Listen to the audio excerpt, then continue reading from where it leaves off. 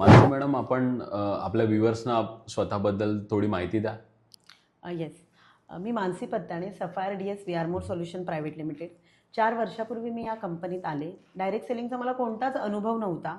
पण या प्लॅटफॉर्मवरती आल्यानंतर मला ट्रेनिंग आणि इतर गोष्टीच्या माध्यमातून कंपनीची माहिती मिळाली आणि इथून आपण खरंच आपल्या स्वतःला ट्रान्सफॉर्म करू शकतो आणि मोठी स्वप्न पूर्ण करू शकतो हे मला इथून कळलं.